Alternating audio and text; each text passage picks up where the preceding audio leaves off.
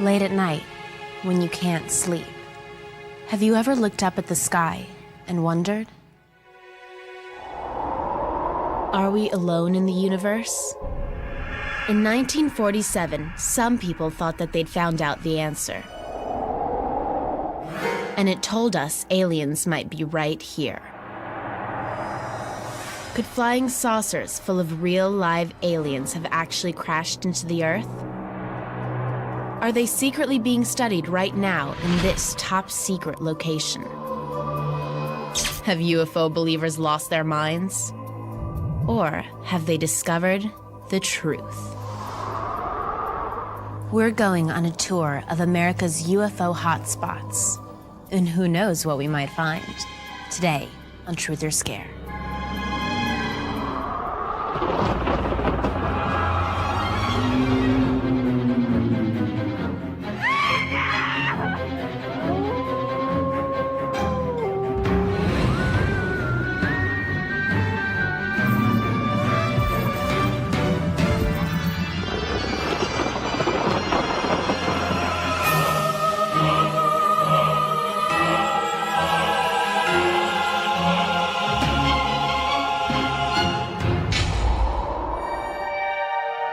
Throughout history, people have wondered if there are other beings in the universe. First it was demons, then ghosts. In the 20th century, our fascination focused on aliens. In 1938, many people thought Orson Welles' radio broadcast of War of the Worlds was a real news bulletin reporting an alien invasion of planet Earth. At first, people were terrified, but the panic didn't last long. Obviously, aliens could never really come here. At least not for another 9 years. Back in 1947, Roswell, New Mexico was just your average, sleepy desert town. But on a rainy 4th of July night, Roswell woke up with a bang. People all over town heard a loud explosion. Most of them thought, probably just some thunder. But a rancher named Mac Brazel thought it sounded like something else. The next morning, when he headed out to check on his cattle, he found out he was right. Metal debris, which looked strangely like simple tinfoil, was everywhere. It looked like some kind of rocket or airplane had crashed. But what? Just a few miles away was Roswell Air Force Base. Had one of their planes gone down on Mac's ranch? He took some of the metal into Roswell to show the sheriff. The sheriff had no idea what it was. He checked to find out if any planes had been reported down that night. None had. The next stop, Roswell Air Force Base. But there were no answers there either. The U.S. Air Force said they'd never seen this kind of metal before. Reports say that the fragments had these weird designs on them, a lot like Egyptian hieroglyphics. Witnesses claimed you could just crumple the metal like aluminum foil. Even stranger, they claimed the metal would uncrumple and go back to its original shape. Have you ever seen aluminum foil do this? Could that strange metal have actually come from an alien spaceship? Up till then, UFOs had only been found in science fiction books, magazines, and movies. Unidentified flying objects are Ted Lohman's specialty. As a UFO investigator, he believes the Air Force didn't know what to think. You have to remember, it was 1947 and World War II had just ended. They didn't know if it was people from other countries flying in here to harm us. I don't believe that they understand exactly what they found in that desert. But they did understand. It was top secret. The Air Force immediately closed Mac Brazel's ranch to the public. Rumors were flying all over Roswell about what Mac had found. But soon, the Air Force believed it had discovered the truth. And it was Lieutenant Walter Haut's job to get that truth out. Walter was a public relations officer for the base. A few days after the bizarre crash, his commander called him into his office. And he said, Haut, I want you to put out a press release to the effect that we have in our possession a flying saucer. I said, "Can I see it, Colonel?" And his face just dropped a little bit, and he said, "No." Walter released the statement to the local newspaper and radio station. But this story wouldn't be local for long. Late this afternoon, a bulletin from New Mexico suggested that the widely publicized mystery of the flying saucers may soon be solved. Army Air Force officers reported that one of the strange discs had been found on a ranch outside Roswell. The Roswell Air Base refuses to give details of what the flying disc looks like. This was long before cable TV and the internet, but the news spread like wildfire all over the planet. Just think about it. For the first time in history, a government was claiming to have proof, real evidence of a UFO. For some, this was all the evidence they needed. Aliens from another galaxy were out there, and they were headed for Earth. Overnight, people got hysterical. The same question was on everyone's mind. Who or what was flying it? If it were true, where were the aliens coming from? And were they coming for us? Coming up, the Air Force changes its story, but the mystery of Roswell refuses to go away. Next, on Truth or Scare. Imagine if a flying saucer crashed in your town today. Would you be intrigued, scared, or both? In 1947, when the US military announced they'd found a spaceship in Roswell, some people got very nervous, while others simply wanted to know the truth. If the debris in Roswell truly was from a UFO, where did this thing come from? But instead of giving answers, the military changed their story. Suddenly, the official military statement claimed that it was just a weather balloon that had crashed at Roswell. It appeared aliens weren't invading, so everyone could relax. Or could they? Some people were still suspicious. They said the Air Force had to lie about the flying saucer because people were panicking. A few even wondered if there were aliens on board. Perhaps they had escaped. Were they living right here with us, disguised as people? But the military stuck to its new weather balloon story, which only made people that much more intent on finding a real alien spacecraft. After that rainy night in July, claims of UFO and alien sightings started coming in.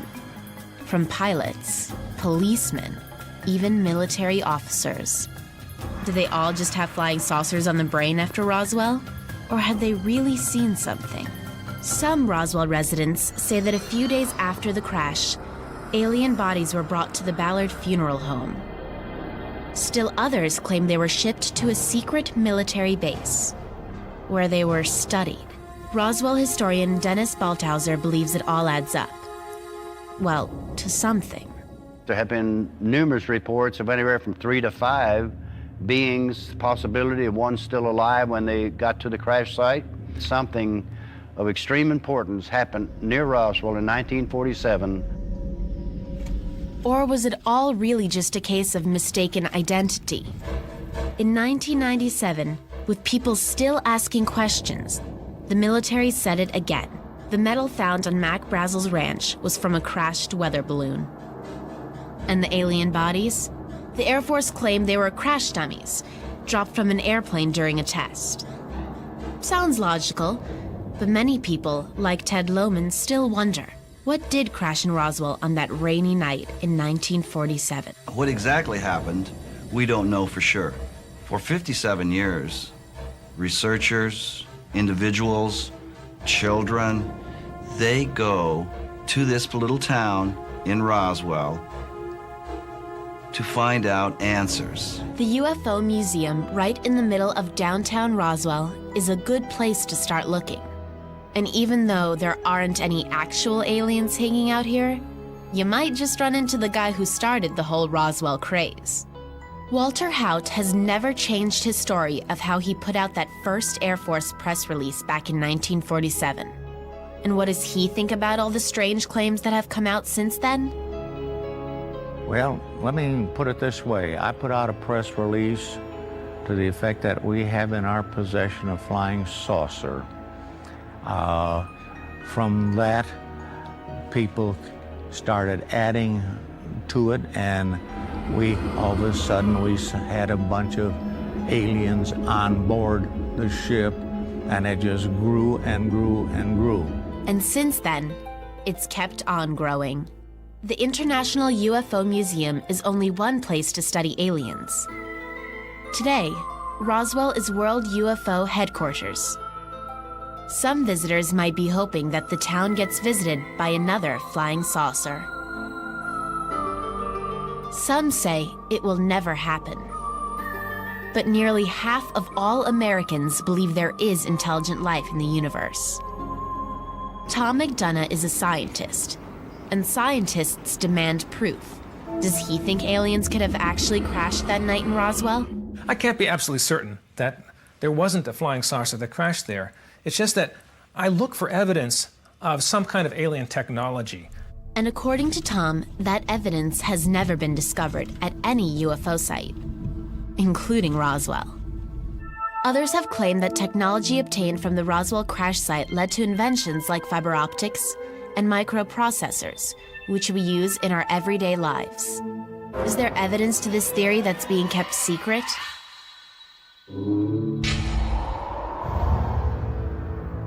See where some say the military keeps its darkest secrets. Find out next on Truth or Scare. If a spacecraft did crash back in 1947, then someone or something must have been flying it, right? And where are they now? Some say the alien visitors were taken to a secret government lab called Area 51. What does the government say? That Area 51 doesn't even exist.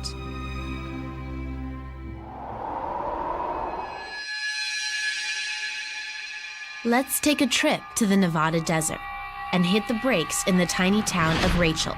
Population, less than 100. Just over these hills, some of Rachel's residents work here.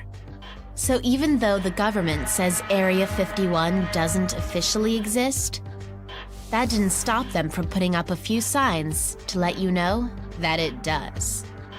But they also put up this gate that sends a very clear message: keep out. What are they hiding? Some say this is where the military tests out its top secret experimental aircraft. But some, like Ken Storch, believe the top secret work here is all about aliens. Ken's a police officer in Colorado and a true believer in visitors from other worlds.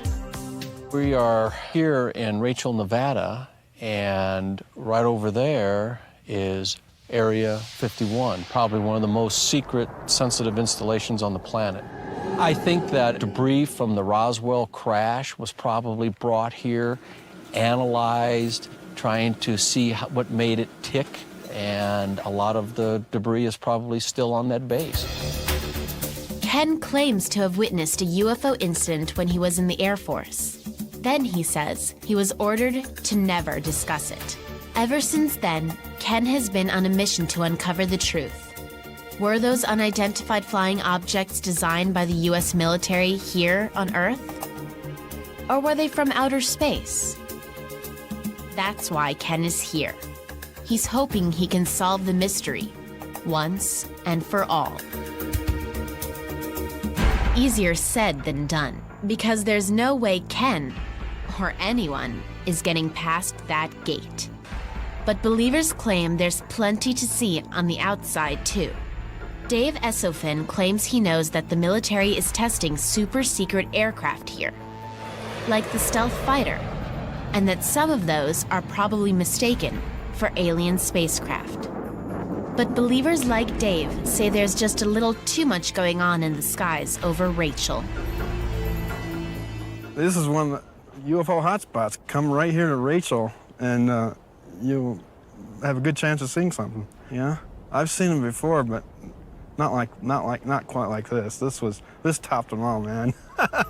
Like most people who live here, Connie West says she's seen more UFOs than she can count. There's a lot of things in our sky around here that are unexplainable. You know, masses of lights that move. They cover the moon. When she's not watching the skies, Connie runs a local eatery, the Little A-Lee Inn. Little alien, get it? If you're in the market for something alien, this is the place for you. And even if you don't have a real close encounter, you can always tell people that you saw a flying saucer. What we have here is a classic design of a flying saucer.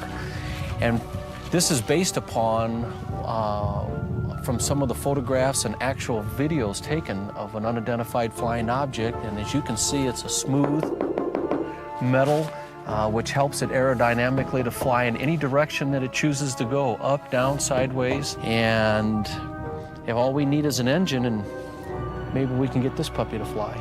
But as fun as it is to hang out at the Little A-Lee Inn, everyone knows that what goes on over the hills in Area 51 is serious business. And it doesn't get more serious than government secrets.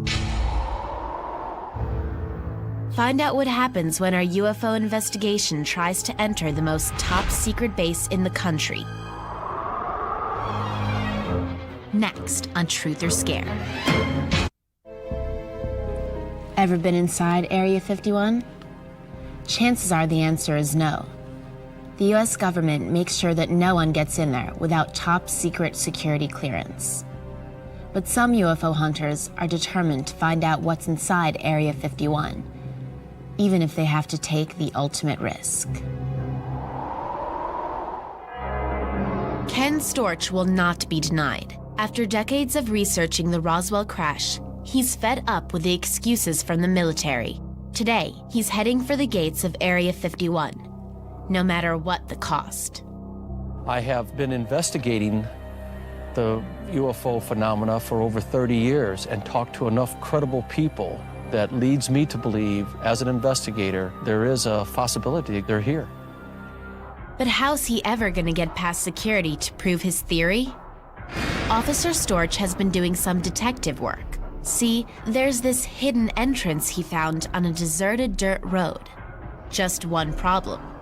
He's so close to the security zone, he could get arrested for trespassing, or worse. That's not gonna stop Ken, though. He's driven by a burning curiosity. Ken's pushing his investigation right up to the edge. The government likes to protect its secrets. If you go up there, you will see the signs that says that they'll use whatever force necessary to keep you and I off the base. Uh-oh, where'd that truck come from? It's a safe bet that with Area 51, one of the more secure sites in the world, as you can see, they are going into the gate, and we're probably being watched and filmed ourselves as we speak. That's enough to make even a tough cop like Ken a little edgy. I have to admit, I'm a little nervous standing here because when that vehicle went by, they were probably watching us as we were watching them. And it is anybody's guess what could happen if you were to push the envelope or the issue concerning the secrecy surrounding that base. Looks like Ken's thinking it might be time to go. Now. You know, I think we've probably overstayed our welcome here, and I think it's a good idea if we just go ahead and pack up and move on. This has been real interesting, but this has made me really nervous, and I think it's time that we go ahead and vamoose, get out of here. While Ken got close to Area 51, he didn't come away with any more answers to the mystery that has been driving investigators like him for nearly half a century. But experts like astrophysicist Tom McDonough still say there's no mystery at all.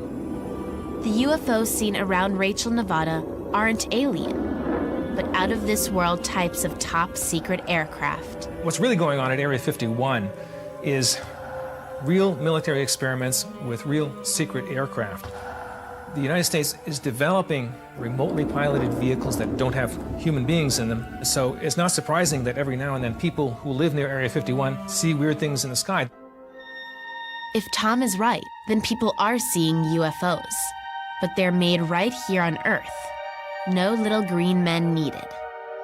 But for Ken and all the other believers, there are still too many questions and too much secrecy. They won't be satisfied until they see what's inside Area 51 for themselves. So what do you think? For over 50 years, people have been speculating that aliens might have landed in New Mexico. Here's what's not speculation. Something did crash in the desert in 1947, and Area 51 is a real place. Could it be the final resting place of alien astronauts? Or a secret base where the most advanced military aircraft are tested? If the government won't reveal the answers, we might have to start looking for the truth somewhere else.